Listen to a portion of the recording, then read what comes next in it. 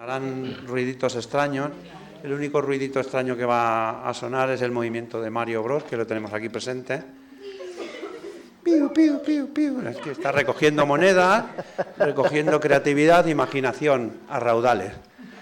Y como ha sido un regalo inesperado para hacer la presentación de Isidro Ferrer, que nos visita hoy.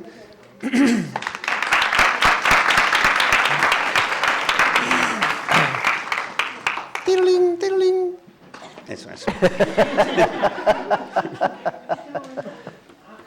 Y bueno, para los que no conocéis a Isidro Ferrer, tampoco hace mucha falta presentarle a fondo, pero es un diseñador gráfico, ilustrador, artista multidisciplinar, incluso le gusta mucho el teatro. Premio nacional de todos lados, premio internacional de muchos sitios, mogollón de premios. Ping, ping, ping. Pero ninguno de ellos ha sido económico, entonces sobra el dinero, sobra ahí. Premios honoríficos. ¡Yupi! ¡Yupi! Diplomas. ¡Ala! Y bien, tenéis la oportunidad única de estar con alguien que está en primera línea del diseño gráfico a nivel internacional, y creo que su trabajo así os lo va a demostrar. Es un honor tenerle aquí y además es hasta buena persona. ¡Yupi!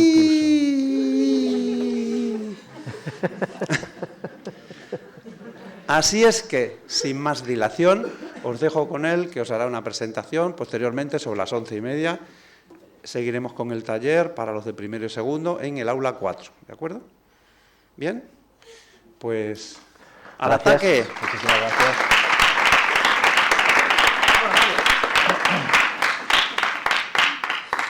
Gracias, Jesús. Gracias a la Escuela de Mérida. Esta es la segunda vez que estoy en la escuela. La vez anterior también fui invitado por Jesús y estuve hace como 10 años, una cosa así. ¿Se escucha bien? ¿Sí? Perfecto.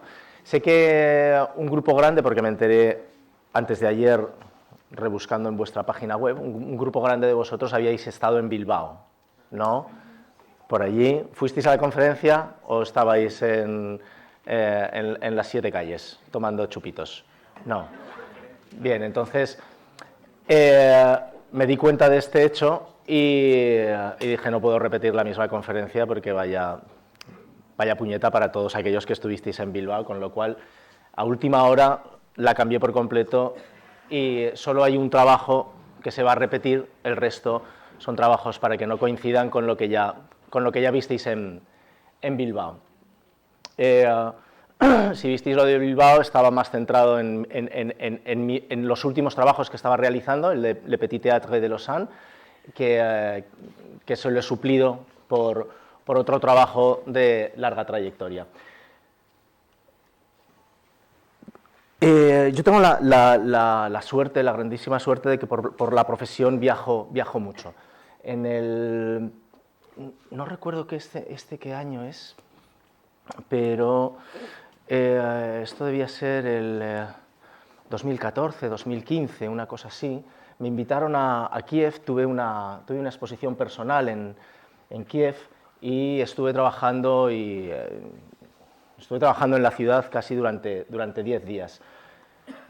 Yo siempre viajan conmigo, viven conmigo este tipo de libretas donde tomo notas, donde agendo, donde apunto, donde converso un poco conmigo mismo, donde recojo las etiquetas de las cervezas que me tomo. Soy un coleccionista de cervezas y esta es la parte de aquel viaje a Kiev.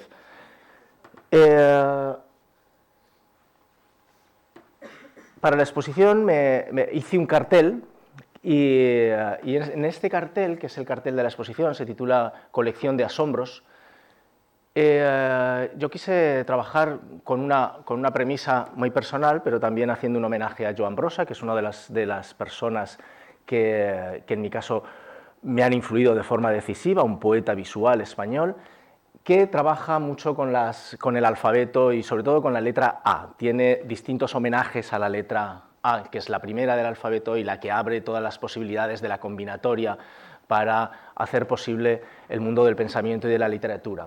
La letra A tiene una importancia vital.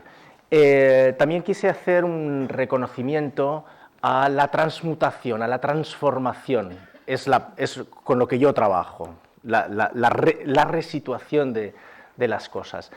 Y la rana es un claro ejemplo, ¿no? La rana alberga a un príncipe, casi siempre. Tú ves una rana y piensas en el posible príncipe. Es un cuento, pero es un cuento que pertenece al sustrato generalizado de la cultura popular, con lo cual la rana siempre puede ser otra cosa, un príncipe o lo que se quiera, ¿no? En este caso los príncipes han caído bastante en desgracia por la conducta de nuestra monarquía. Cuando presenté este cartel, la gente me felicitaba, me decía, ¡joder, qué bueno, estupendo! Yo decía, qué gente tan inteligente, hasta que por la mañana siguiente, que salí a correr por la ciudad, me di cuenta de que esto estaba en medio del parque. La rana es un símbolo de la ciudad de Kiev, porque hay un gran poeta ucraniano que tiene un poema muy conocido que cantan los niños en las escuelas, que habla sobre las ranas del Dnieper, que es el río de Kiev. Y entonces yo no tenía ni puñetera idea de esta relación, pero fue una casualidad muy acertada, ¿no? Que mi cartel contuviese una rana, que es el símbolo de la ciudad de Kiev. Este es uno de los palacios, digamos que es el Vaticano de la Iglesia Ortodoxa ucraniana. Hay otra en Rusia. Y dentro de este palacio, que cumple las veces de palacio eclesial, pero también de museo, está el Museo de las Artes Populares. Me encantan las artes populares, ¿no? En este museo encontré toda una serie de testimonios de personas, fundamentalmente mujeres, que trabajan con la gráfica popular, que a mí me apasionaron profundamente, ¿no? Esta mujer se llama Primakenko. Primakenko no es una artista, es una artesana que trabaja trabaja en telares y trabaja en pintura grande, trabajaba, ya falleció, y tenía un pequeño museo en su casa a las afueras de Kiev. Una de las cosas que primero destruyó el ejército ruso fueron todos los vestigios de la cultura. Al entrar en Kiev, todo esto ha desaparecido, ya no existe. Nikolai, Yurko, Zoraya me acompañaron durante unos días. Son diseñadores, excelentes diseñadores ucranianos, y ellos me enseñaron a beber el vodka. El vodka se toma con un carpaccio de tocino, que se llama salo, y para que caiga bien en el estómago. Entonces, pepinillo crudo, pepinillo muy avinagrado crudo, el salo, el carpaccio de tocino y un lingotazo de vodka. De esta manera puedes beber vodka casi, no hasta la extenuación, pero tienes un tiempo de vodka. No sé nada de ninguno de los tres, no sé nada de Nikolai, no sé nada de Yurko, no sé nada de Zoraya. Las comunicaciones se rompieron y no sé qué será de sus vidas. Lo único que puedo pedir es paz para Ucrania. Es con lo que quería abrir esta charla.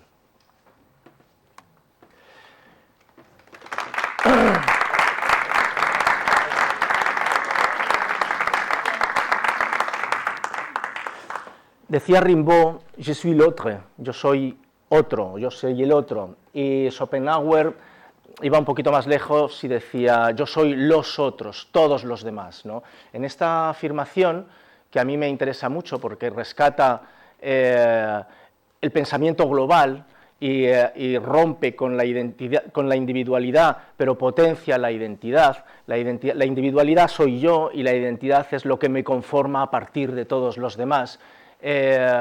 Yo quiero reivindicar a todos los otros, ¿no? Todos los que conforman el pensamiento no único, sino el pensamiento global. Nosotros trabajamos con todas estas herramientas, no solamente con nuestras voces, sino con las voces ajenas. Para mí, algunos que son importantes, los he hecho una selección, hay miles, desde la literatura, al cine, a la música. Mi listado de referencias es gigante. Algunos, ¿no? Marcel Duchamp. Ayer hablamos en el taller, hablamos del urinario, que se llama fuente, y que deja de ser urinario para convertirse en una pieza directamente porque Duchamp lo que hace es recontextualizarlo al colocarlo en otro lugar. Y es el otro lugar el que le da a la pieza el valor simbólico que tiene. Pablo Picasso, ayer hablamos de la forma en los objetos. Aquí hay un claro ejemplo. Este es un trabajo que Pablo Picasso le surge haciendo otro trabajo. Él está trabajando con una bicicleta, está desmontando la bicicleta, coloca el sillín de la bicicleta en la pared y de repente, cuando está en ese proceso de trabajo, coloca el manillar y aparece el toro, ¿no? Es de una ingeniosidad tremenda y de una expresividad absoluta. Es simple, pero fantástico. A mí es una pieza que me gusta mucho. También hablábamos de Ramón Gómez de la Serna y su gabinete de curiosidades, ¿no? De las relaciones que se establecían por casualidad entre esos mundos, entre esas agrupaciones desordenadas de cosas. Yo trabajo con este material, con el desorden, con un caos armónico que propicia que las cosas establezcan relaciones entre sí. Joan Miró, que trabajaba directamente con la naturaleza, con los desechos que la naturaleza dejaba sobre la playa y los convertía en piezas escultóricas, llevándolas al taller y trabajándolas en bronce. Y esta foto, cada vez que la veo, o sea, me produce una grandísima emoción. Joan Miró, ni más ni menos, ¿no? Y dices, son grandes bestias de la creación. Joan Miró es un tipo de una pureza y de una poética verdaderamente únicas, ¿no? Pero si os fijáis en la fotografía, se le sale un testículo, ¿no? Y entonces esa parte de humanidad, o sea, a mí me produce una emoción gigante. O sea, es el gran Miró que se le sale un huevo. Que para mí eso es doblemente grande, ¿no? O sea, el tío está súper ensimismado en su... Torres García, el autor de ese movimiento que se llama universalismo constructivo, que trabaja con los fundamentos del clasicismo europeo y con las leyes de las proporciones áureas, pero con todo el sustrato de la cultura latinoamericana, y genera una de las primeras colecciones de juguetes para niños, que es esta, desde el terreno de la experimentación artística, muy interesante. Francesca Temerson y su marido me parecen brutales. Ya veis que todas mis referencias, no todas, hay muchas contemporáneas, pero son como viejecillas, en blanco y negro. Francesca Temerson, porque está directamente conectada con un movimiento que a mí me interesa mucho, que es la patafísica, la ciencia de las soluciones imaginarias, que fundó Boris Vian en los años 50 en Francia y que agrupó a un movimiento muy generalista y muy excéntrico de gente de distintos ámbitos de la cultura y que trabajaban sobre un principio que luego desarrolla mucho Cortázar y desarrolla Borges, que es la literatura combinatoria. Calder jugaba constantemente, era un tipo que no dejaba de jugar, era un niño grande, ¿no? Y esto era una experiencia que él hizo cuando llegó a París, que creó un circo con objetitos que él movía, y con su mujer hacían una representación todos los viernes por la tarde frente a sus amigos. Es de una dulzura. Hay un vídeo que se puede ver yo creo que en YouTube, que se titula El circo de Calder, que él ya de bastante mayor, recupera y rehace esta representación, que es una absoluta delicia. Bruno Munari, que trabajó para los niños desde el diseño, haciendo una aproximación súper inteligente, nada ñoña y muy educativa, para acercar el libro y la lectura al mundo infantil. Él creó una serie de libros que se llaman los prelibris, haciéndose una pregunta, decía, ¿qué es un libro? ¿Para qué sirve un libro? Y si el libro está al servicio única y exclusivamente de la lectura. Y él pensaba que no, que el libro es un espacio sensorial, un espacio lleno de posibilidades sensoriales. Y entonces esos prelibri no son libros para leer, son libros para tocar, son libros para oler, son libros para gustar, son libros para manipular, son libros para perderse en ellos. Y contienen una cantidad ingente de posibilidades. Es una colección verdaderamente hermosa. Steinberg, Saúl Steinberg, rumano, afincado en Estados Unidos, que es el padre de la ilustración contemporánea. No se puede entender la ilustración contemporánea sin conocer a Saúl Steinberg, es una absoluta bestia. Y llegamos a Brossa, del que os he hablado antes. Brossa es un poeta visual, que recoge toda la tradición de la tipoesía francesa y la lleva al objetualismo y a la mediterraneidad, y que tiene una sorna, es un amante de la magia, y tiene una sorna y un humor muy especial, ¿no? Esto es brutal, esta imagen se titula España, y ahora lo entiendes todo, ¿no? Ahí está Ayuso, ahí está el Barça con su pagando a los árbitros. Aquí está todo, está la devoción y está la tradición. ¿Qué es una peineta? Está clavada en el balón. Una peineta, efectivamente, una peineta clavada en el balón. Son los dos pilares fundamentales de nuestra cultura española. Y Chema Madoz, que es un fotógrafo contemporáneo que hace magia con las imágenes y con la descontextualización de los objetos y de las cosas. Supongo que conocéis todos a Chema Madoz, ¿no? Bárbaro.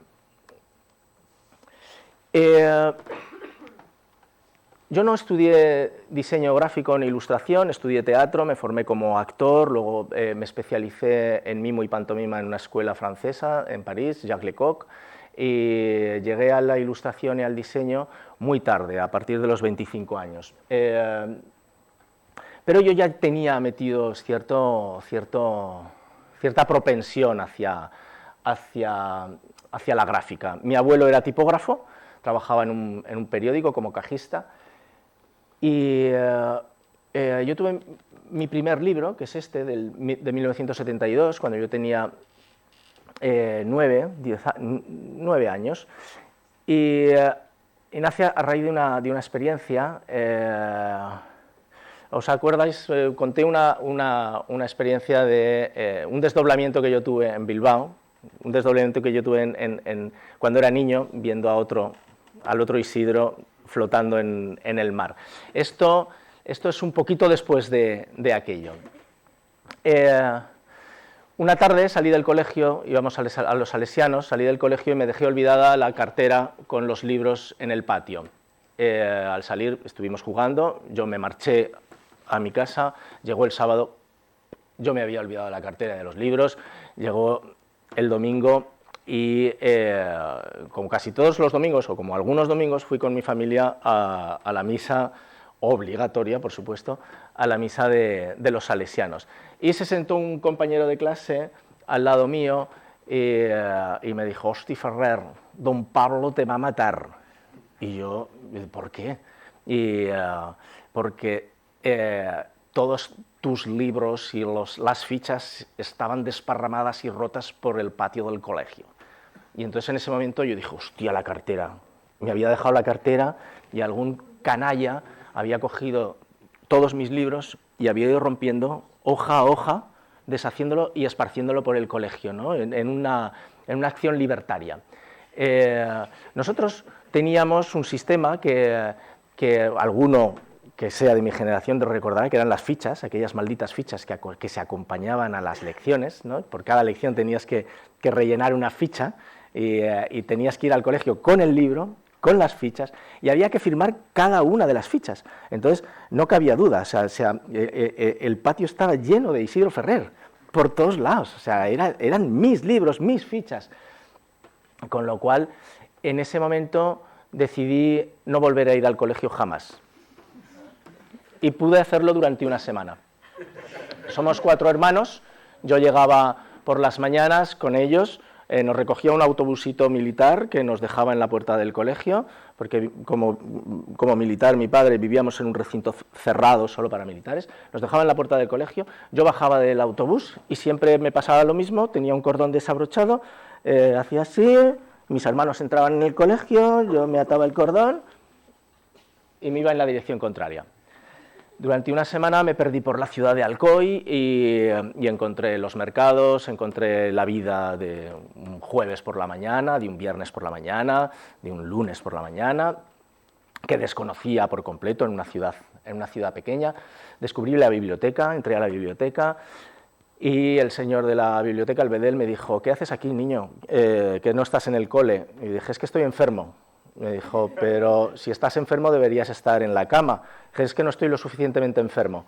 Y entonces hicimos un pacto de no agresión y él me dejó leerme toda la colección de Tintín durante las mañanas Pero la mañana era muy larga y en aquellos paseos descubrí otra cosa, otro lugar, que era la estación de tren. Alcoy, durante finales del 19, principios del 20, fue una industria textil de mucha importancia. Había un ramal de tren que llegaba justo hasta Alcoy, y había unos grandes hangares donde los vagones se metían y recogían los grandes rollos de tela que se hacían para luego sacarlos de las fábricas, ¿no? Y aquellos espacios eran maravillosos porque estaban llenas de telas, de colores, de tejidos, de texturas, de formas, y a mí me fascinaba. Así es que con mi tijerita me metía en aquellos vagones, iba cortando trocitos de tela de los grandes rollos, e hice mi primer libro, que es un libro con parte de las telitas que iba recogiendo de aquellos rollos.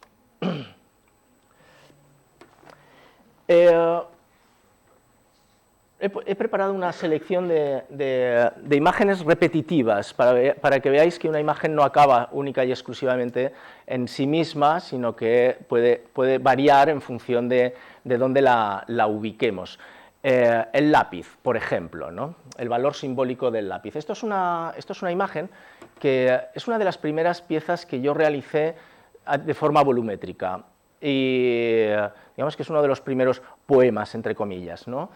Es un lapicero que estaba en el estudio, que llegó a su fin, ya prácticamente no me cabían los dedos, y la cuña es una cuñita de un lienzo, de las cuñas que se ponen detrás para tensar las telas. De repente allí estaban aquellos 2 elementos pequeñitos, chiquititos, que por obra y gracia del destino se unieron y formaron el fusil. Yo lo único que hice fue ponerle el cordelito para atarlo y el gatillo, ¿no? Esta imagen, que dio pie a otras imágenes, nunca la utilicé, pero en un momento determinado estaba en mi página web. Más adelante, mucho más adelante, al cabo de un tiempo, me encargó Babelia, el periódico cultural de los sábados del país, una portada sobre Fernando Lázaro Carreter, el dardo en la palabra. Y yo utilicé aquella idea del fusil, pero cambiándola, ajustándola al dardo en la palabra, ¿no? Como atinar en el centro de la diana con el instrumento de la escritura, que es, en este caso, es un lápiz. A veces las imágenes van y vuelven, no hay que... Y luego, al cabo de otro tiempo, una editorial inglesa con la que trabajo, Penguin Random House, a veces pasa que tú generas imágenes que no tienen un propósito y si tú las tienes de forma visible o tienen su propia vida, alguien les busca el acomodo. Y entonces el editor de esta colección me llamó para pedirme esa imagen que no había tenido uso para este libro, que es un ensayo de Paulo Freire y es Pedagogía de la opresión. Pedagogía del opresor es oprimido, del oprimido, sí. Más lápices, esto es para una exposición personal en Madrid. Sabéis que la escalera es un símbolo de verticalidad, o sea, la escalera sirve para subir. Nosotros entendemos desde nuestra tradición judeocristiana, entendemos que todo lo bueno y el bien está arriba, lo malo está abajo, porque tenemos esa percepción vertical de la existencia. Arriba está Dios, abajo está el infierno, más alto no podía llegar, tocar el cielo, ascender, todos son términos que implican esa subida, y en cambio estar en un pozo, tropezar, hundido en el barro, son expresiones que implican justamente todo lo contrario, arriba y abajo. ¿Para qué me sirve mi trabajo? No para alcanzar a Dios, pero sí para intentar ascender, ¿no? Para intentar, pero no en la escala social, sino en lo personal. Mi trabajo, los lapiceros, me sirven para intentar superarme. A veces no es necesario trabajar. Ayer hablábamos en el taller de cómo un objeto tiene forma y tiene función. La forma deviene de la función, y la forma se puede llevar hacia el terreno de las analogías formales, pero la función siempre está cargada de significado, porque es la función la que le da el significado al objeto. En este caso hay forma, pero no hay función. En el otro hay forma y función, y aquí solamente hay forma. Es para un catálogo iberoamericano de ilustración, y es un ciervo que nace, es un ciervo hecho de lapiceros, que nace de un objeto que es un masajeador. No sé si habéis tenido estos masajeadores que son la parte de abajo y que son unas figuritas de madera que con lo que te masajeas tú mismo te puedes masajear el cuerpo, ¿no? Y entonces, a veces yo juego con estas cosas, ¿no? De doy vuelta, tal, no sé qué, hostia, ¿qué es? Es un ciervo. Solo había que sacar el ciervo. Aquí, en el corazón de lo real, es una exposición personal en Costa Rica, y hace referencia a la capacidad que tenemos de generar arte, de hacer música con la ilustración o con nuestra propia expresión, ¿no? Es una guitarra. Aquí, en el corazón de lo real, también es un homenaje, entre comillas. Yo le he pedido prestado el título a John Berger, es uno de mis escritores favoritos, de un libro que se titula Si tu rostro mañana breve como una fotografía. Es un ensayo poético bellísimo que merece una lectura emocionada. Para el Congreso Internacional de Ilustración de Bogotá, en Colombia, y generé esta imagen que en realidad es nuestra profesión, caminar sobre el hilo, caminar sobre la incertidumbre. No sabemos, pero no solamente única y exclusivamente laboral, sino también de pensamiento, ¿no? Estamos siempre en la eterna duda, vivimos en la eterna duda, y este riesgo, no saber lo que hay, es lo que potencia de alguna manera la creatividad. Es bonito enfrentarse al vacío de la creación una y otra vez. Esta es para la Semana del Álbum de Almería, y el tema que se trataba era humor. Aquí lo que he hecho ha sido trabajar con esta especie de monoperro, no sé muy bien qué es, y generar una imagen un tanto humorística.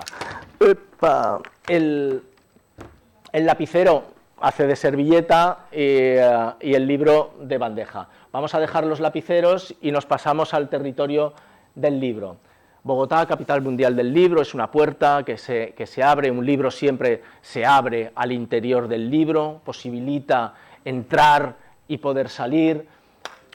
Un libro también es materia nutriente, No es que me coma literalmente el libro, pero sí que puedo devorar el contenido del libro. Esto es para una colección que se titulaba Cuentos para catar, ¿no? Y entonces el libro es el jamón. El libro es el tejado, también, el tejado de la casa, la que afianza la casa para que no nos mojemos. El libro es el océano. El libro es un lugar donde vocear, donde profundizar, donde viajar, donde descubrir. El libro es una bandera.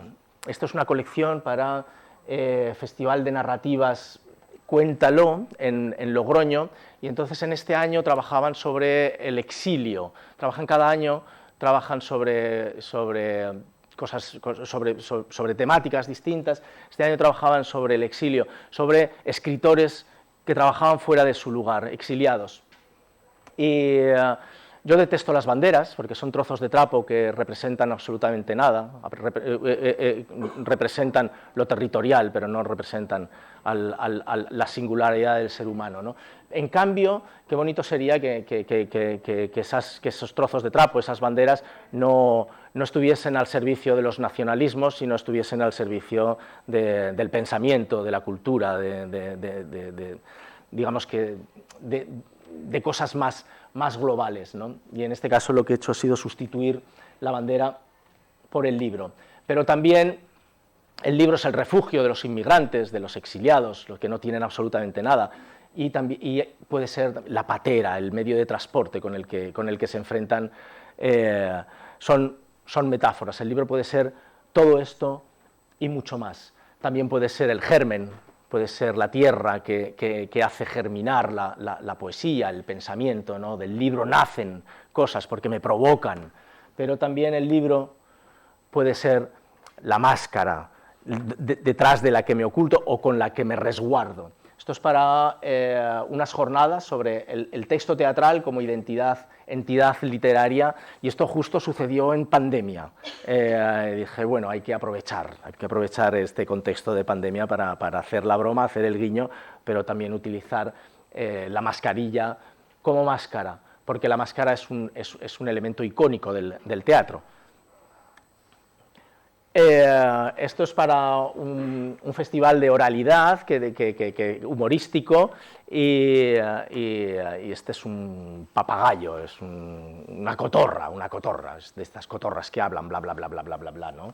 La oralidad se manifiesta en esa capacidad discursiva del habla, y el libro es la cresta de la cotorra.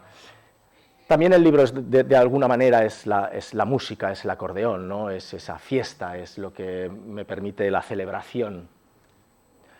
O el libro es la belleza, es la mariposa. Son todos libros distintos. Cada vez que hago una imagen de un libro, tengo que mandársela a Pep Carrió y decirle, ¿has hecho algo similar? Y entonces Pep me dice, no, y entonces ya eso me da el visto, digo, vale, bien, si Pep no ha hecho, porque Pep tiene imágenes de libros, o sea, todas, ¿no? Y tenemos una muy buena relación. De hecho, a veces me dicen, no, este cartel es tuyo, no, es de Pep, y a Pep le dicen, este cartel es tuyo, no, es de Isidro. Así es que nos intercambiamos carteles a veces. Sí, autorías, ¿no? ¿Cómo trabajo? Antes me preguntaba ayer que si tenía el síndrome de Diógenes. No tengo un síndrome de Diógenes, mínimamente domado. No acumulo por acumular, pero sí me gustan los cacharros. Tengo un espacio, un estudio bonito, grande, es una antigua tintorería que me permite una acumulación mínimamente ordenada. Hace mucho tiempo, bueno, yo los fines de semana, desde hace ya mucho no trabajo. Los sábados por la mañana sí, porque me gusta mucho ese silencio que se produce el sábado por la mañana. No suena el teléfono, no hay correo electrónico, todo el mundo descansa, y a mí me gusta mucho trabajar en el silencio del fin de semana, del sábado. Pero luego los domingos son del campo. Salgo a andar en bicicleta, a caminar por la montaña, a pasear. Y Huesca es un lugar donde hay muchísimos pueblos abandonados, muchos, pues del orden de más de 200 pueblos abandonados. Y te encuentras vestigios muy interesantes, cada vez menos, lógicamente, pero allí quedan los vestigios de los habitantes. Tú que eres de Sabiñánigo sabes perfectamente cuál es la realidad, ¿no? Toda la Sierra de Guara, toda la sierra intermedia entre incluso Pirineo, ¿no? Está la lluvia amarilla de Llamazares, que habla de un pueblito al lado de Oliván, que es un pueblito donde solo vivía un abuelo. En una de estas caminatas yo me encontré una silla en medio de una era. Y era una silla, ¡uy, qué bonita!, ¿no? Era una silla preciosa porque el tiempo había actuado sobre ella y la había convertido en un animal prehistórico, casi como disecado. Se había quedado como las ranas esas que pinchabais vosotros, cabrones, en el cactus, ¿no? Y las dejabais secar y se convertían se amojamaban, ¿no? Se convertían en momias. Pues esta silla era una momia de sí misma, ¿no? Y entonces el tiempo, la lluvia, el sol, había hecho que se agrietase, que se puliera, y dije, qué bonita. Me la llevé al estudio y ahí estuvo la silla durante mucho tiempo, casi, pues igual 3 años. Las cosas buscan su momento y buscan su acomodo. Y entonces me hicieron un encargo desde Teherán para una exposición de 8 ilustradores internacionales que se llamaba Octopus, y de repente la silla me dijo, yo quiero ser tu pulpo. Dije, joder, está aquí, ¿no? Pues démosle esa oportunidad. Con lo cual desmonté la silla en pedazos y cogí todas las patitas y los travesaños y empecé a agujerearlos hasta convertir, hasta trabajarlo como un pulpo. Le puse un fondo negro, lo fotografié y al año siguiente Morteza Zahedi, que es quien organizaba esta exposición, me dice, Isidro, me encantó el cartel del año pasado, ¿me puedes volver a hacer el de este año? Me encantaría que fuese también un objeto tridimensional. Y yo dije, vale, te lo haré, pero no voy a repetir el mismo argumento, va a ser un pulpo, pero no puede ser lo mismo porque este es un pulpo muy matérico, muy abisal, de las profundidades, tiene esa cosa de misterio. Dije, voy a trabajar justamente desde el ángulo contrario, voy a hacer algo etéreo, voy a hacer algo luminoso, coralino, como una medusa coralina. Los materiales son completamente distintos, lo otro era madera y esto es pasta cerámica. Y las piernecitas son esos rollitos, está hecho con pasta de papel, rollitos de pasta de papel, con formas muy distintas. Hice 40 formas diferentes, los dejé secar y luego iba poniendo las distintas formas a ver qué forma encajaba mejor en la estructura de las piernas, de las patas del pulpo. Cuando hice la fotografía, iluminé desde abajo, le puse ese fondo gris, pero me di cuenta de que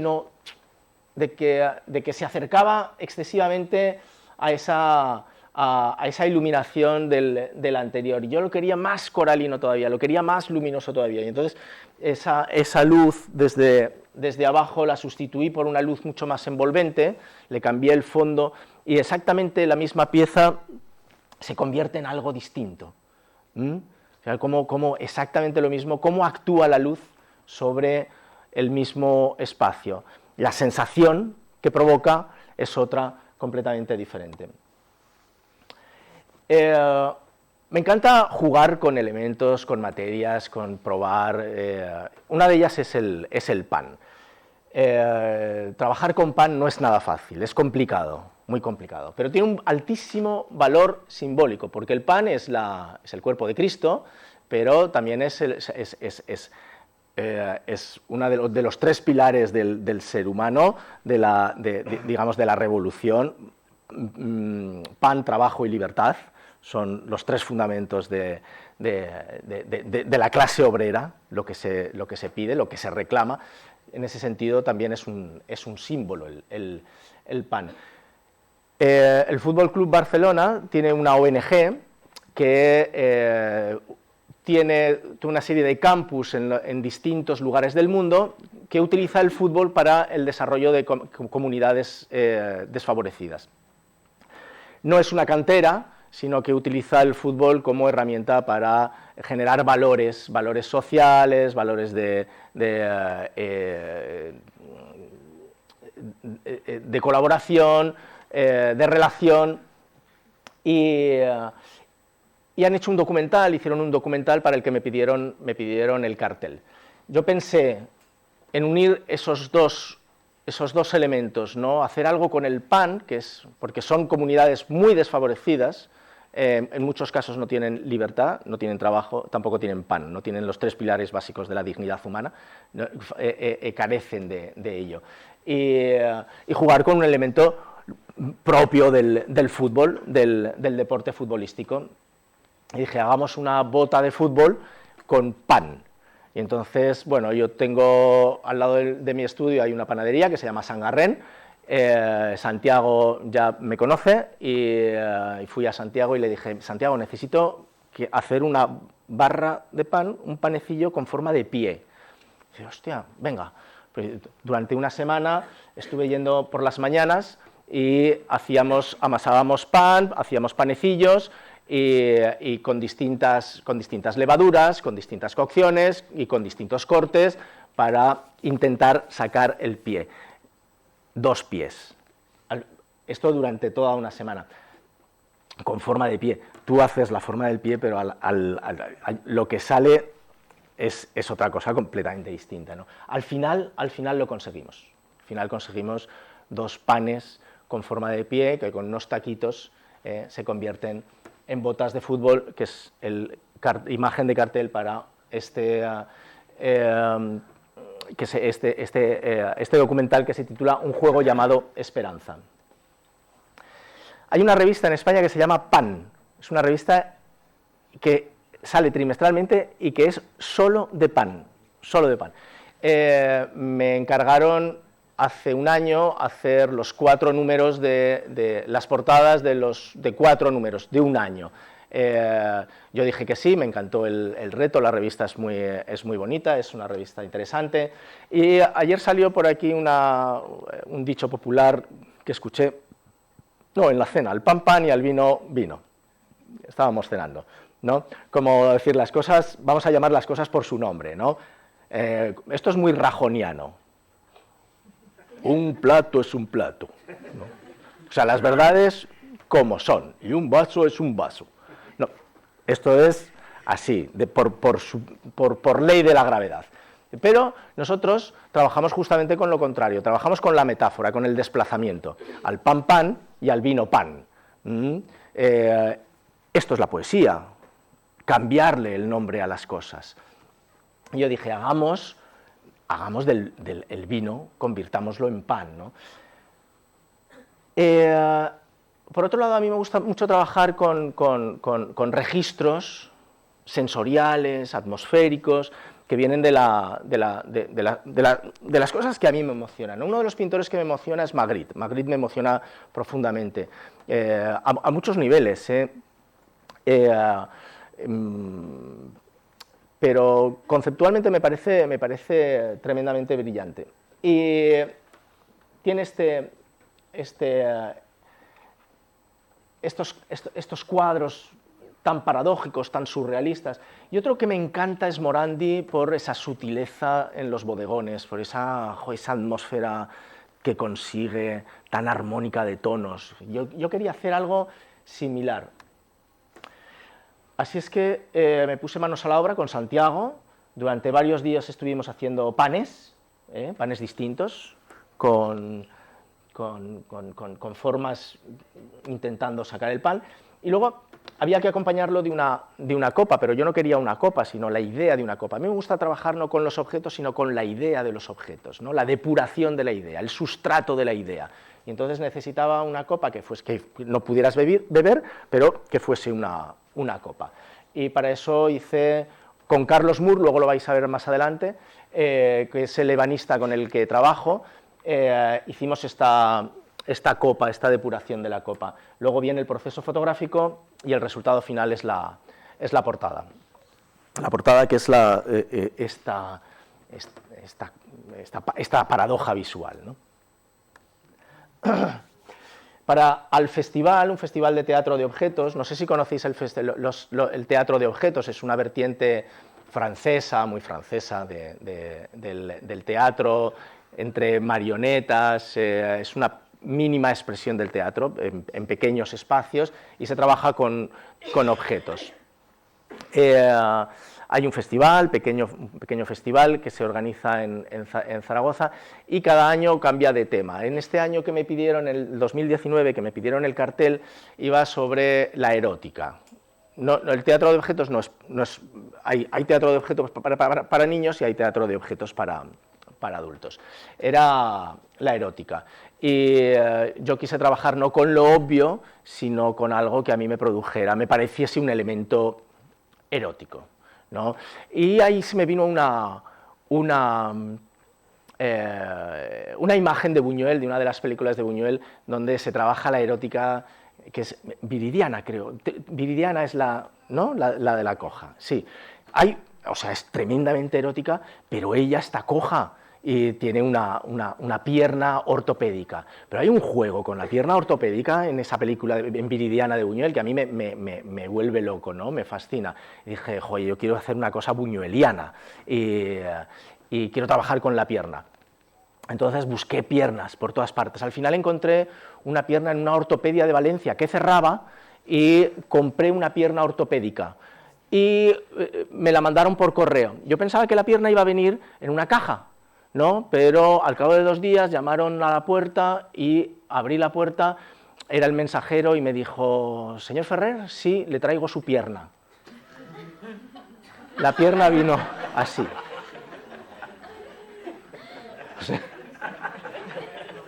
Le dije, intenté explicárselo, no, mire, es que yo soy diseñador, dijo, no quiero saber nada.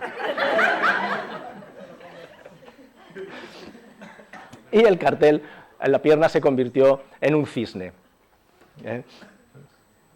Da un mal rollo, porque combina, o sea, una cosa, el cisne es la belleza, pero esta pierna, joder, se las trae, vamos. Todo muy blanco, muy impoluto, pero, en fin. Esta es muy graciosa también, porque con Pep Carrió tuvimos una exposición itinerante en Washington, Chicago y Miami. Y nos encargaron hacer, para el Instituto Cervantes, la portada de una revista que sale, es semestral y que recoge toda la programación cultural en español en Estados Unidos, en todo Estados Unidos. Entonces es un libraco donde recoge todo lo que se hace, tanto organizado por el Cervantes como por la embajada, como por otras embajadas latinoamericanas. Todo lo que se hace en español en Estados Unidos.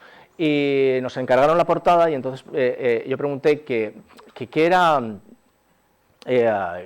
cuál era el elemento, así como la exposición o el acto más representativo. Entonces nos hablaron de una exposición que era sobre cerámica popular contemporánea de España y Portugal, que era una gran exposición que iba con piezas cerámicas que iba a recorrer todo Estados Unidos. Y, a ver, cerámica popular española. El botijo. Cerámica popular portuguesa. El gallo. Efectivamente. Aquí están, el botijo y el gallo. ¿Qué sale de la relación amorosa entre un botijo y un gallo? El botigallo. Así es que había que hacer el botigallo. Intentamos hacerlo en cerámica, imposible, complejísimo. Y al final trabajamos con un maestro del torno, maestro tornero, que es de Madrid, que ya va a cerrar, con el que trabaja Chema Madoz. Nos presentó a este hombre, que es una bestia parda del manejo de las gubias. Y entonces allí yo compré un botijo y me fui con mi botijo, idiota de mí. Y entonces, este era mi botijo, blanquito, inmaculado, y entonces Manuel me dijo, ¿a dónde vas, hombre? Que no era necesario, yo tengo mi botijo, ¿no? Y entonces sacó su botijo. La manera de trabajar es a la manera de los artesanos tradicionales, ojo de buen cubero. El botijo estaba a 3 metros. Él se puso allí delante con el torno, empezó a girar el torno, metió la gubia, miraba, y hacía así de vez en cuando, y le iba sacando la forma. Y nos preguntaba, ¿de culo delgadito, de tripa ancha? Entonces sacamos el botijo, todas las piececitas del botijo, hicimos dos botijos, aquí está la parte de uno. Hay cosas, trabajar con artesanos, hay que dejarles hablar, porque ellos encuentran soluciones para las que tú no tenías. ¿Cómo vas a solucionar las piernas? Y le dije, quizá hacemos, no, mira, yo te lo soluciono. ¿Me dejas? Sí, por supuesto. Me solucionó las piernas perfectamente con unos aretes, ¿no? Y luego aportó una cosa esencial, y me dijo, mira, el asa se coge para beber, y entonces la dirección del asa, pero si ponemos la dirección del asa, si ponemos la dirección en este sentido, no es cabeza, va a la contra, giremos el asa, y efectivamente, girando el asa, aparecía mucho más, el botijo tiene esta dirección, y en cambio en este botijo que estamos haciendo, la dirección del asa es contraria, no se puede hacer así para beber, pero perceptivamente no cambia absolutamente nada. Bueno, este es el botijo recién nacido, el botigallo. Ahí está. Y aquí es como quedó en la cubierta de la revista y como quedó en el cartel que luego se hizo más tarde. Hicimos dos, lógicamente, uno con cabeza y otro sin cabeza. Los americanos no entendieron nada, porque no beben en botijo, no, pero cuando uno salía de la exposición y había visto ya el botijo, entonces entendía, decía, ah, claro, esto es una pieza, sí. Imposible decirte adiós es una película de Yolanda Centeno, y este es el protagonista, es la historia de un niño de 10 años que sus padres están pasando por una relación, están acabando su relación, están divorciándose. Él no es fruto de la relación de esta pareja, sino que es fruto de una relación anterior de él.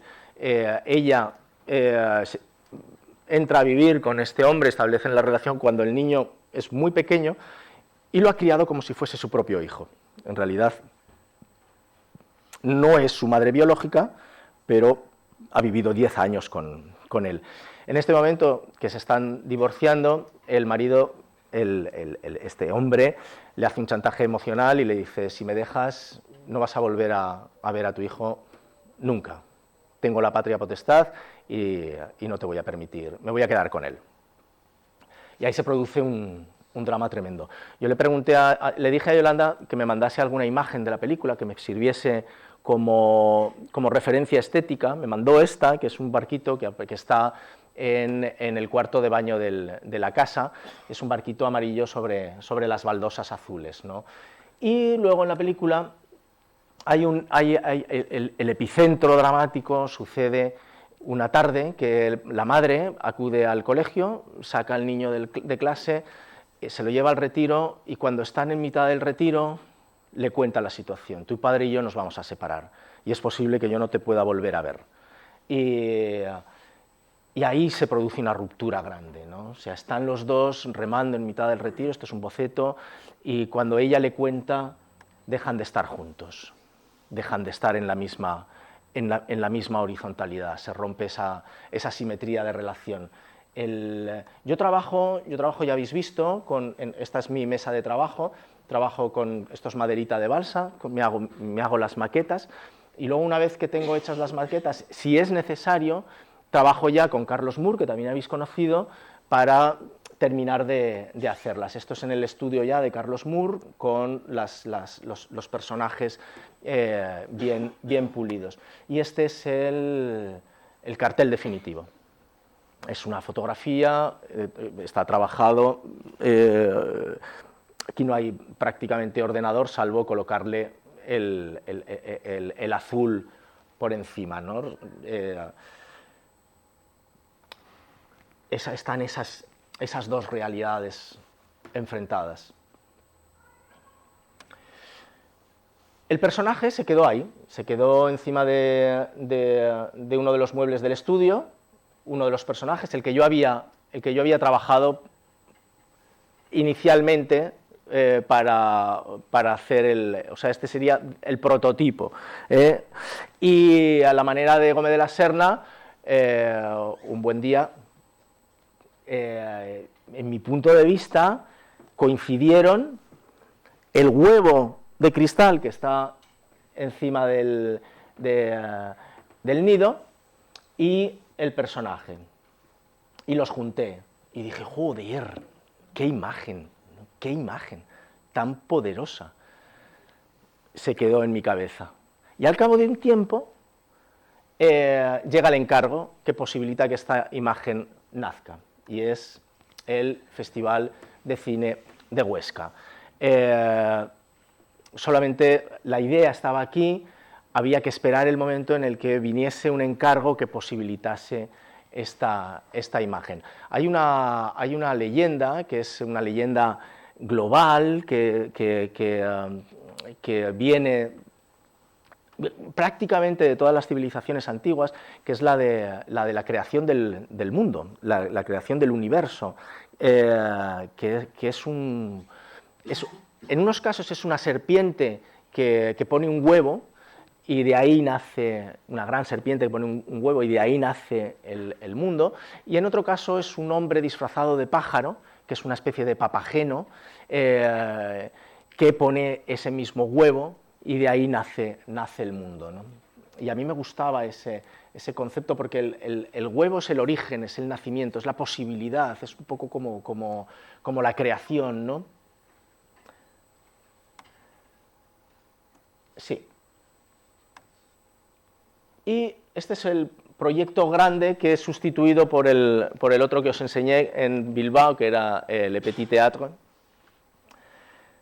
Lucifer Lamps.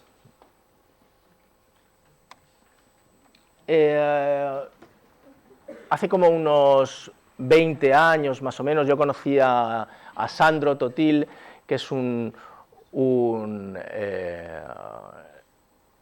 es australiano, músico australiano que estaba por España y que empezaba en aquel momento a hacer unas lámparas muy interesantes con un material que él había patentado. Tenía una relación con Maribí, que es su pareja, y nos conocimos en unas circunstancias, en una fiesta. Nos conocimos en una fiesta en Madrid y fue una noche muy loca, y a la mañana, por la mañana siguiente, Sandro me preguntó a quien Isidro, ¿y tú en qué trabajas? Yo le dije, diseñador. Diseñador, yo hago lámparas, te voy a enseñar mi logotipo. Y entonces me enseñó su logotipo, era una cosa espantosa. Lucifer, la marca era muy buena, pero la imagen era una ilustración muy fea de Lucifer, ¿no? Así casi como un tatuaje. Y me dijo, ¿qué te parece? Y yo le dije, la borrachera, y como no éramos suficientemente amigos, le dije, es horrorosa. Y el tipo se medio mosqueó, dijo, ¿y tú podrías hacerla mejor? Y le dijo, puedo intentarlo. Y la respuesta fue, no hay huevos. Bueno, pues sí. Y entonces, lógicamente, ya esa relación sellada en una noche de juerga ha perdurado durante mucho tiempo. Este es el logotipo que nació, que es una lamparita que es Lucifer. Lucifer es un juego de palabras entre luz y el diablo. Hay que conocer a Sandro y a Maribí para entender que sí, que ellos son el diablo, pero en el mejor sentido de la palabra. Son maravillosamente diabólicos. Ellos hacen este producto, son unas lámparas exquisitas, trabajan con este material, que son unas láminas de cerezo y de haya, que plastifican para que pueda contornarse y puedan generar esos volúmenes sobre los que trabajan. Al cabo de bastantes años, nosotros mantuvimos la relación después de haberles hecho el logotipo y la primera imagen corporativa. Vinieron de vacaciones a Huesca en verano, estuvimos cenando un par de noches juntos y son una gente maravillosa. Y entonces Sandro y Maribí, después de haber cenado y de habernos tomado pues, una botella de vino, y oye Isidro, tenemos que hacer algo juntos de nuevo. Yo, lo que queráis. Y ¿que te atreves a hacernos la imagen de la campaña de comunicación, de la próxima campaña de comunicación? Y yo dije, venga, vamos a hacerlo. Darme un briefing. No hay briefing, haz lo que te dé la gana, lo que quieras, ya nos conoces. Ellos hasta ese momento trabajaban, porque ya la compañía había evolucionado mucho, trabajaban con una empresa de Barcelona, una empresa de publicidad que hacía campañas de comunicación muy publicitarias, ¿no? Yo lo que les propuse era llevármelo lógicamente a mi terreno. Tuve mucho tiempo para desarrollar este proyecto, más de un año, con lo cual me lo tomé con mucha calma. A mí me gusta trabajar de esta manera, dilatada. Lo que hice fue estudiar las formas de las lámparas y de las formas de las lámparas extraer los elementos, sintetizar los elementos que daban forma a estas lámparas. ¿Y qué tenía? Tenía dos elementos, tenía la materia y tenía la luz. La materia es la madera y la luz es la forma. Si no hay luz, dejas de percibir las formas, ¿no? Están, todo lo que está, pero deja de estar porque no puedes verlo. Con lo cual, lo que hace la forma es que, o sea, lo que hace la luz es que le da forma a lo matérico. Y dije, vamos a trabajar con estos dos elementos. Lo primero que hice fue una colección de formas sacadas de sus lámparas, pero también hice todo un inventario de formas. Y me fui con Carlos a que me enseñase a tornear. No había torneado y me metí en su estudio durante 3 meses. Iba los viernes por la tarde, dedicaba todo el viernes por la tarde y el sábado por la mañana a tornear. El resultado fue esta colección de formas que yo había dibujado y que nacieron sobre maderas, pedazos de madera que él tenía en el estudio y que... ¿habéis trabajado con madera torneada? ¿Habéis visto la película esta del dormilón de Woody Allen? El orgasmatrón. Lo más parecido al orgasmatrón natural es tornear la madera. Sí. Aquella otra de la cerámica de Ghost se llamaba, ¿no? Que, pues nada, no es nada comparado con esto. Tú te pones a tornear una madera y la coges entre las manos y, ¡joder, madre mía, qué pasada!, ¿no? O sea, tiene una cosa sensorial, lo matérico que te conduce al éxtasis. Esto estuvo muchísimo tiempo en el estudio, estuvo como rulando, cambiando de sitio durante 3 meses. No sabía muy bien hacia dónde iba la cosa, no sabía qué es lo que le deparaba a estas formas. Hasta que un día una de ellas se manifestó. Y esta primera de aquí, estos 4 circulitos, dijo, yo quiero ser hormiga. Y entonces el resto de los animales nacieron porque esa decidió ser hormiga. Yo no hice las formas pensando en los animales, sino que los animales se acomodaron a las formas ya preexistentes que venían de las formas de las lámparas. Entonces, una vez que hice los dibujitos, volví de nuevo al taller con Carlos y ya nos pusimos a trabajar sobre las formas de los animales. Los animales antropomorfos están caracterizados porque todos tienen las mismas patitas, 2 patitas, y los rasgos son indispensables para que salga el animal, o sea, 2 orejitas y poco más, ¿no? O sea, es el minimal llevado. Le salió mono, fue el primero que nació, mono, y luego vino mona. Bueno, no, vino mona fue la primera que nació y luego vino mono. Sí, y luego de ahí ya fueron naciendo todos los demás. Cabra y conejo, hormiga, elefante, pingüino, pato, pájaro, perro, oveja, pulpo, pez, ratón, toro, rinoceronte. Vale, ya tenía toda esta colección. Y Lucifer, que es el logotipo de Lucifer, y Lucifer, cuando que nació el último, el penúltimo, claro, en medio de aquella granja de animales, tenía poco que hablar con estos animales, no se entendían muy bien, no hablaban el mismo. Lucifer es un iluminado, está en otra, digamos que en otra escala. Y necesitaba un amigo, y entonces alguien con quien hablar, con quien pasar las tardes, si no el pobre estaba excluido, ¿no? Y entonces hice a Sombrero, porque ¿sabéis de dónde viene Sombrero? Viene de sombra, y entonces Sombrero es justamente lo contrario de la luz, con lo cual Sombrero y Lucifer son inseparables justamente porque son antagónicos. Habría que hacer las aplicaciones gráficas con esto, y de aquí nace pues, la portada del catálogo. Cabra es un poco la que más se parece a una de las lámparas de Lucifer, ¿no? Hay una relación muy directa con una de las lámparas de Lucifer. Y luego el resto, pues había carteles, había invitaciones. Ya os he dicho que Sandro es músico y tienen un grupo de música que sacan un disco cada cierto tiempo y que utilizan como elemento promocional de Lucifer. Hicimos la portada del disco de Sandro, de su grupo, un calendario con los personajes, y cuando yo presenté el proyecto, presenté toda la compañía completa. Y les dije, bueno, este es el proyecto de campaña de comunicación.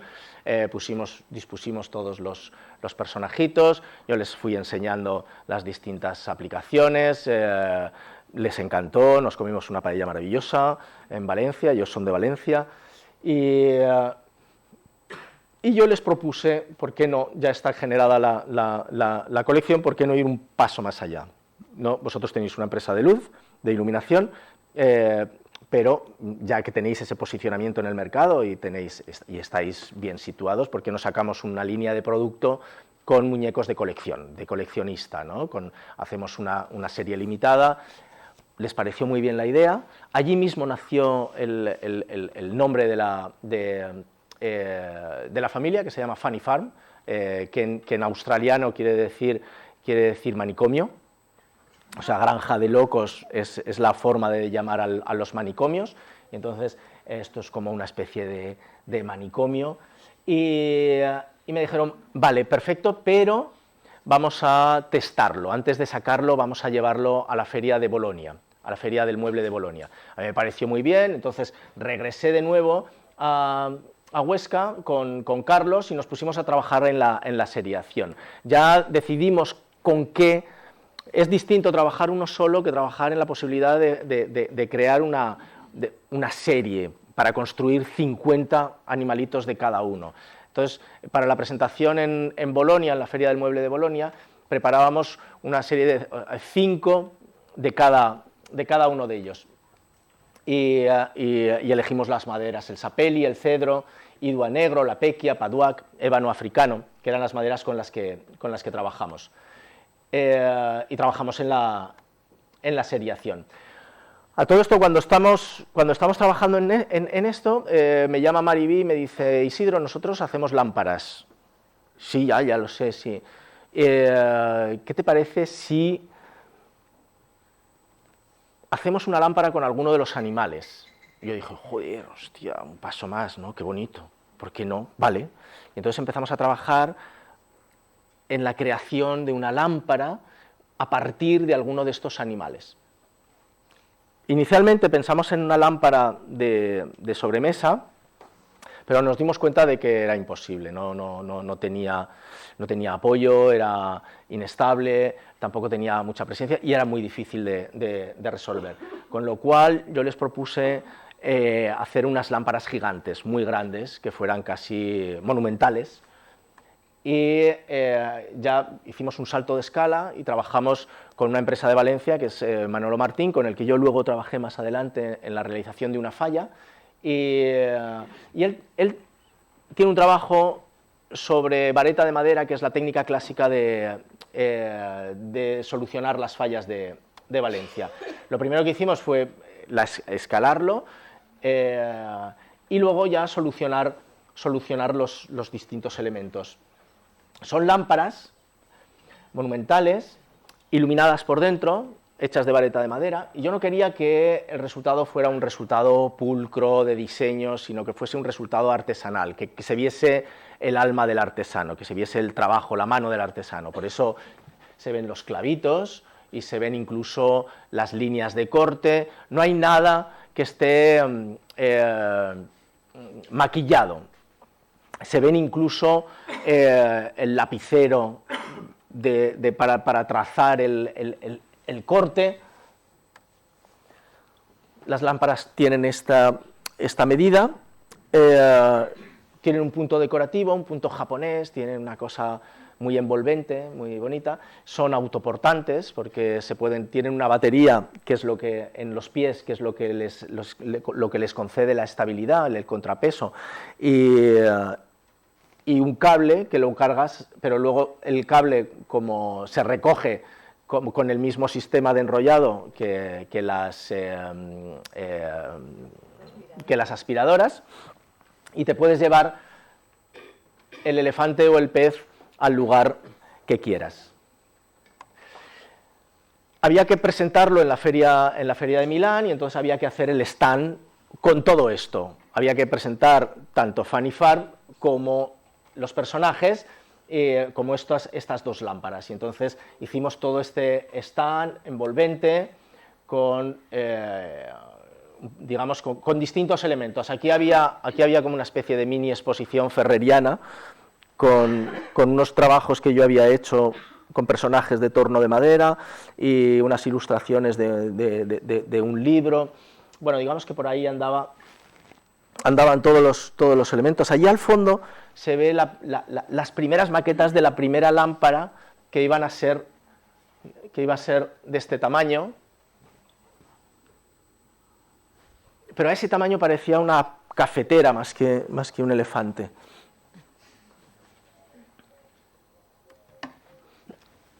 Y llegó la presentación, llegaron los chinos, tomaron las fotos, despertó mucha atención en el mundo industrial chino. Ahora creo que se van a hacer fabricar por millones en plástico verde, plástico rosa, rosa palo, verde moco. Bueno, pero fue interesante porque funcionó muy bien, fue portada en algunas revistas, funcionó estupendamente. Cuando volvimos de la Feria de Milán, muy contentos, ya nos pusimos a darle a ese proyecto, a darle el envoltorio. Necesitaba un pack, necesitaba estar como producto en el mercado. Entonces este es el packaging. Es el mismo packaging para todos y solamente lo diferencia una pegatinita ahí abajo en rojo que aparece el animal que contiene. Y dentro viene un librito donde se cuentan las historias de estos personajes. Cada uno tiene una historia. Este es un librito y, por ejemplo, dice: Atomic Gun camina hacia el este los días pares y los días impares camina hacia el oeste. Ronnie Rino pasa la noche contando chistes por el teléfono a sus amigos, son chistes muy viejos. Grumpy Goat nunca sabe por qué se enfada y se enfada porque nunca sabe por qué se enfada. Big Bird trabaja en un taller donde fabrican aire para que los aviones no se caigan. Red Rabbit es tan rápido que jamás va a ningún sitio, siempre vuelve. Cada personaje narra su propia historia. Esta es la manera de presentar a los personajes y al final pues vienen todas las características técnicas del personaje pues como las muñecas de Famosa cuando vienen sus cajicas, ¿no? Tienen que viajar, pues tienen que tener un sistema que no se rompa en el viaje, todo esto hay que estudiarlo, pues todo esto es parte del proceso de creación súper interesante. Se hicieron 50 de cada uno y ya firmados y numerados, y es una colección de autor, con lo cual ya quedan muy pocos, por si alguien está interesado, en la página de Lucifer, la colección, hay algunos que ya han desaparecido, que ya se han vendido. Y esto es una imagen promocional, este es el niño que todos hubiéramos deseado ser.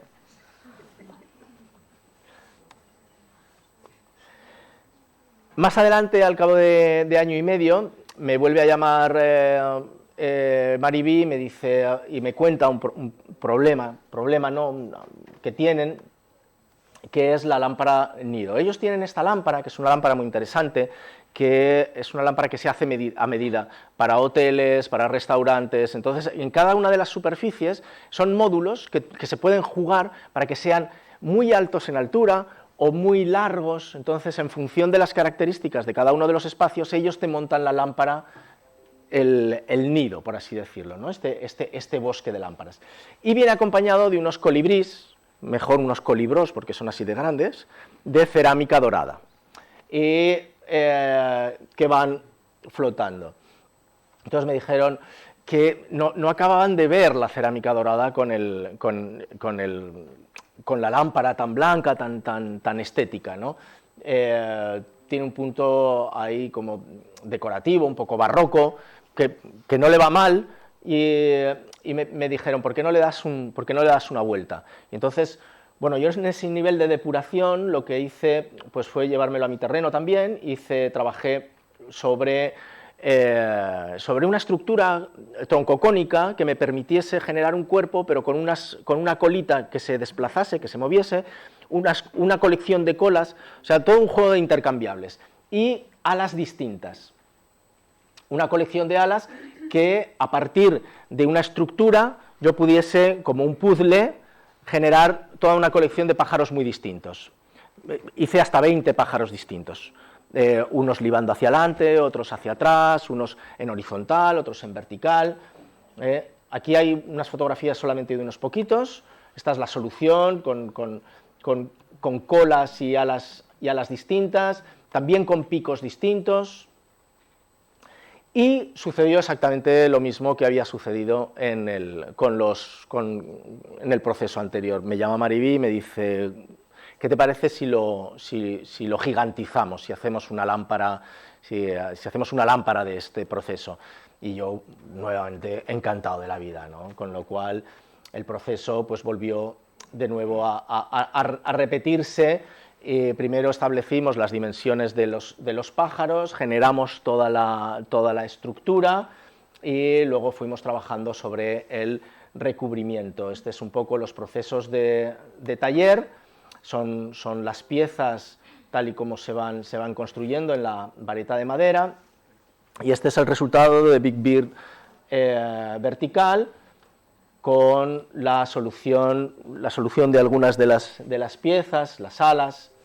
La luz está dentro y necesitábamos un elemento de suspensión para que el pájaro no se moviese, porque si es un pájaro liviano, no pesa unos 80 kilos, pero es de una dimensión, de una envergadura muy grande.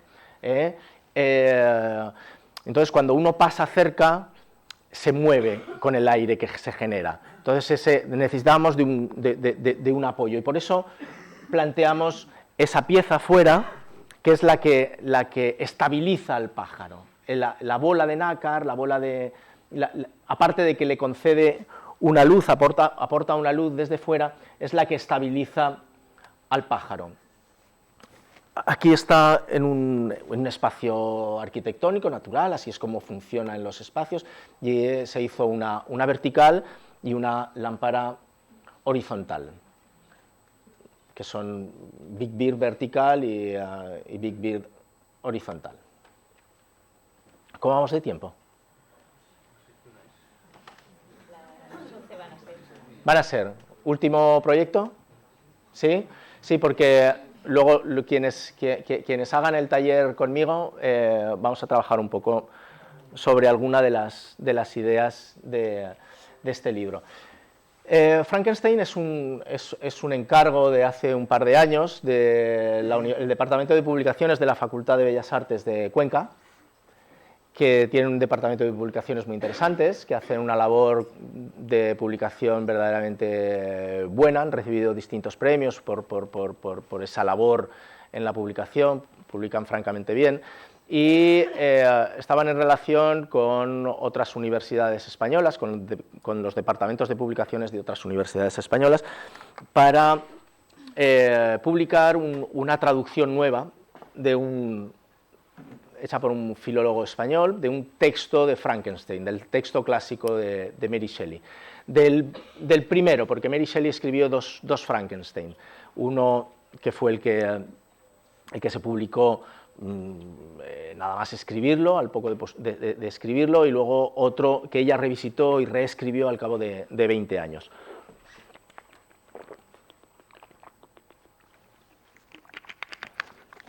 No sé si conocéis el texto de Frankenstein. Yo no lo conocía, yo había visto, mi información de Frankenstein era una información muy sesgada y que tenía que ver directamente con la cultura popular audiovisual, nada que ver con el texto de Mary Shelley. Cuando leí el libro, para mí fue un shock. Te desmonta toda la idea preconcebida que tú tienes sobre Frankenstein, la desmonta. Es un libro profundamente romántico, pero digamos que se ha desvirtuado mucho el carácter del libro.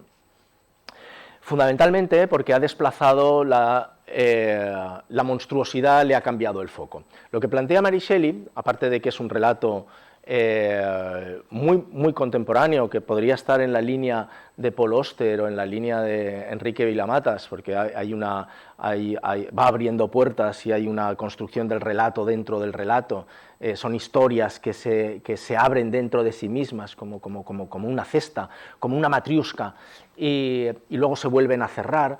Aparte también de esa profusión en las descripciones, en los aspectos emocionales de los personajes, que viene del romanticismo y que además describe de una manera muy brillante, lo que hace Mary Shelley es que pone el foco en la monstruosidad que plantea el dilema moral, que plantea el libro.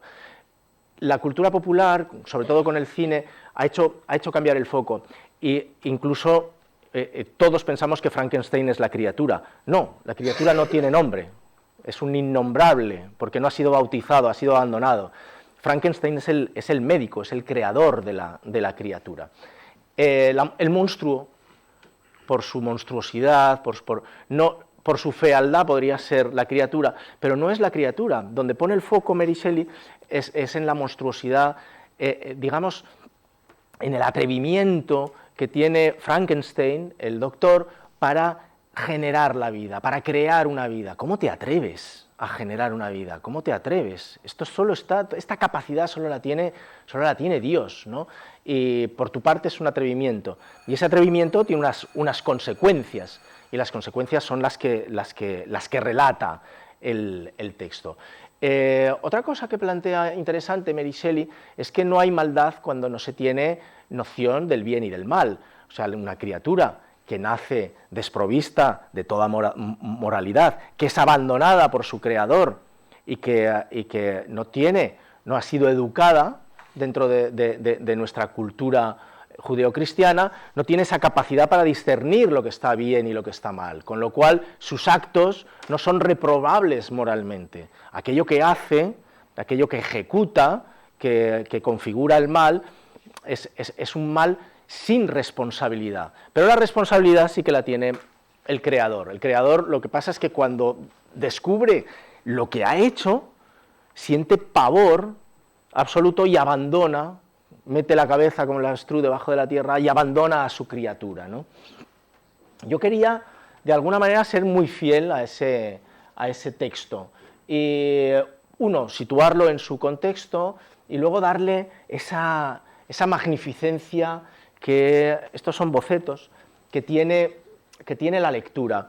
Apartarlo por completo de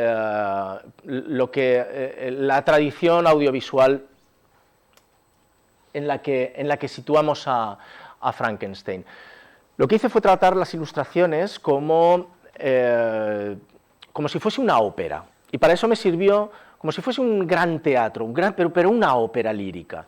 Y para eso me sirvió una teoría que rescaté de los tiempos en los que yo estudiaba teatro, que es la de dos escenógrafos de principios del 20, Gordon y Craig, que establecen una teoría para trabajar sobre las escenografías y la puesta en escena, que es la teoría de la supermarioneta. Es una teoría muy interesante, en la que da una prioridad muy grande al aspecto escenográfico. La escenografía deja de representar, de ser narrativa, y empieza a ser sugestiva, empieza a trabajar con elementos más simbólicos, ¿no? Y una cosa que aportan es la luz como algo esencial en la construcción de incorporan los efectos lumínicos a los efectos escenográficos, con lo cual ahí hay un cambio muy radical, ¿no? Y dije, bueno, trabajemos con todo eso, ¿no? Trabajemos con esa teoría de la supermarioneta y trabajemos con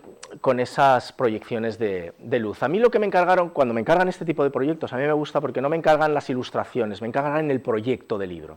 Y entonces yo me hago cargo del proyecto del libro, es decir, la tipografía, la composición, el formato, cómo va a funcionar la lectura, cómo van a estar las ilustraciones, el concepto global. Para las ilustraciones me puse a trabajar sobre escenografías en el estudio, son todo escenografías que yo iba construyendo, que se iban amontonando en tanto los personajes como las estructuras, y que luego fotografié. Yo lo tenía todo en mi cabeza, pero no había hecho fotos de nada. Había ido construyendo de una manera durante 4 meses. Había ido trabajando en la construcción de estas escenografías, pero todo esto que estaba en mi cabeza tenía que luego solucionarse con la fotografía, ¿no? Las fotografías, por otro lado, tenían que estar al servicio del concepto, las ilustraciones, fotografías, del concepto del libro. Yo quería que el libro, esta es la portada, la lectura fuese una lectura continuada, pero no estuviese salpicada de ilustraciones, sino que cuando llegases a la ilustración estuviese escondida, pero tú tuvieses que dedicarle tiempo a la ilustración si querías. Puedes leerlo sin ver las ilustraciones, pero si quieres ver la ilustración, tienes que dedicarle el tiempo de abrir el desplegable. Es un tríptico que se abre y que se cierra, con lo cual tienes que abrirlo, ver la ilustración y cerrarlo, dedicarle ese tiempo. Esto tenía un inconveniente gordísimo, porque yo tenía que generar la estructura de cada una de las ilustraciones como si fuese un tríptico de iglesia, o sea, generar los espacios narrativos dentro de cada una de esas 3 partes. Era verdaderamente complejo. No, que estoy dándole al revés, perdón. Porque no quería que en el pliegue me quedasen cortado ninguno de los personajes, ¿no?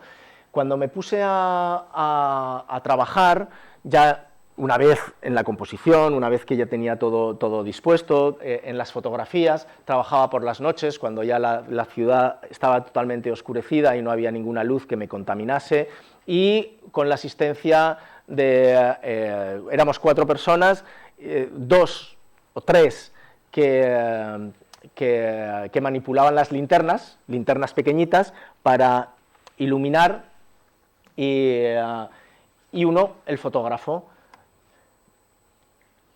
Yo no quería que la monstruosidad estuviese en el personaje, sino quería que la monstruosidad volviese a su lugar de origen, a Frankenstein. Por eso Frankenstein está siempre, y por eso la criatura solo aparece su sombra, no aparece realmente, sino que está pero no está, no se le ve. Podría ser hasta incluso la fantasía monstruosa del propio Frankenstein, ¿no?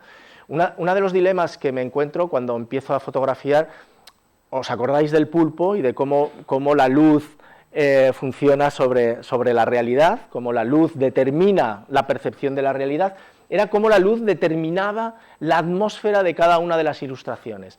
Me podía volver loco haciendo fotografías porque en función de cómo ilustrase tenía una cosa, cómo iluminase tenía una cosa u otra. Esta es exactamente la misma ilustración, con la misma puesta en escena, pero con una luz diferente, ¿eh? Y la sensación es completamente distinta. Finalmente esta es la que está en el libro. Y sucede que había cosas que yo no pretendía, que de repente son hallazgos, son sorpresas, fruto de la casualidad. Yo estaba empeñado en que apareciese la figura al fondo, la figura de la criatura, pero claro, había un barro ahí visual con los árboles, porque ya los árboles tienen mucha profusión, es un bosque, y ahí se me producía un barro muy grande. Y de repente cuando me pongo a iluminar, aparece el ciervo, aparece la sombra del ciervo, y digo, joder, si la sombra del ciervo es infinitamente más dramática que la sombra de la criatura, ¿no? Le aporta ese dramatismo. Este es el momento en el que encuentran al hermano de Frankenstein en medio del bosque, que lo encuentran muerto, ¿no? El hermano pequeño, que no tiene culpa de nada. Y es la primera muerte dramática. Cuando se encuentran en el glaciar. Aquí es la única ilustración en la que aparece el monstruo, la criatura. Y digamos que las ilustraciones tienen este aspecto casi operístico, ¿no? Cómo la luz construye, me parece muy, muy alucinante.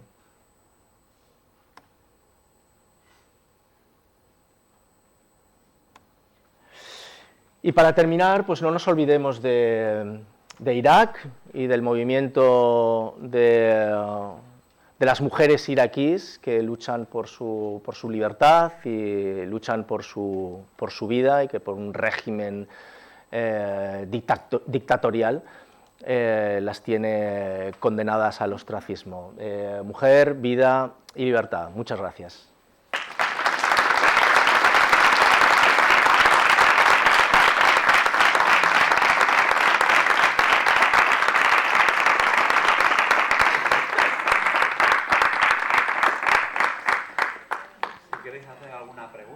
Es el momento. Pues es el momento, porque si no nos vamos a tomar un café intravenoso.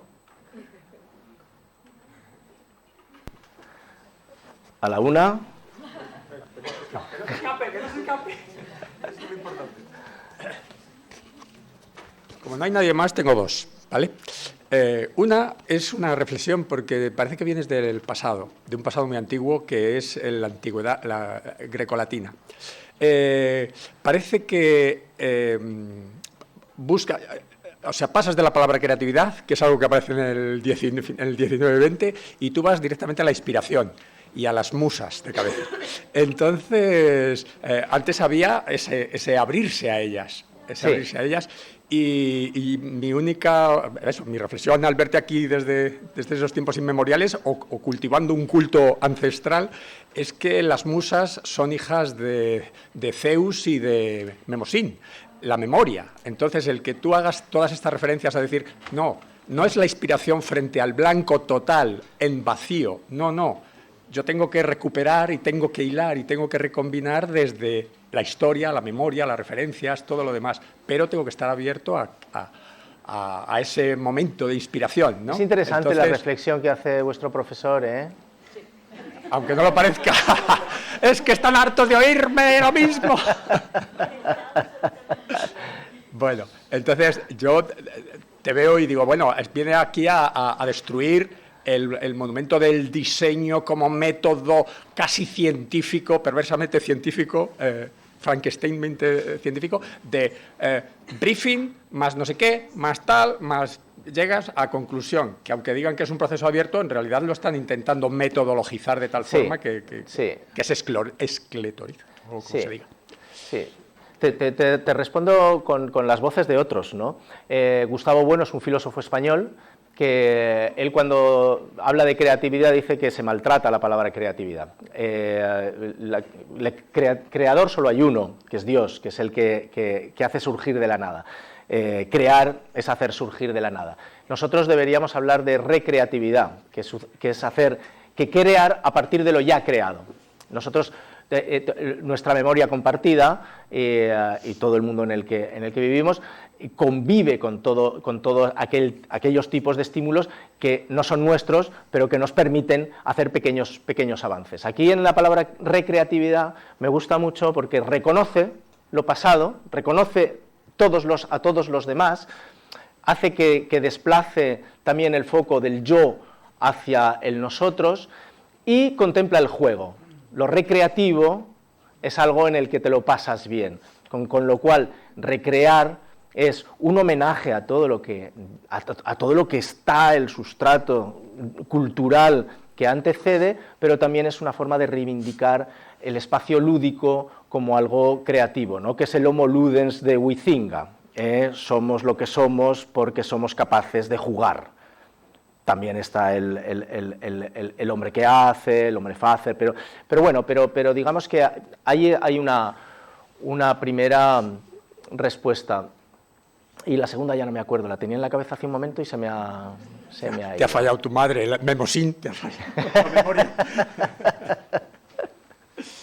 Bueno, y lo otro era simplemente que a ti la tipografía, bueno, que no estorbe.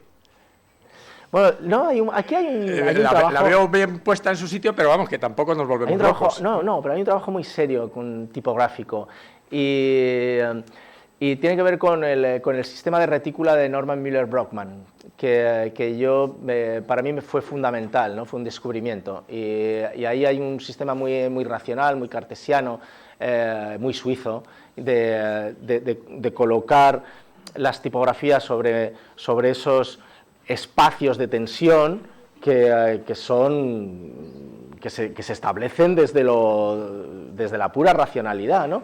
Y a mí es un libro que me ha servido mucho para establecer pautas y para luego despautar todo lo conocido. Sí, para trabajar, para saber cómo funciona la visualidad y la construcción de la comunicación en el lenguaje gráfico, pero también para pervertir toda esa normativa. Otra cosa de la que hablabas, que ahora sí que me viene, que dices el método o el antimétodo, que yo me conformo como un ser ametodológico, entre comillas, ¿no?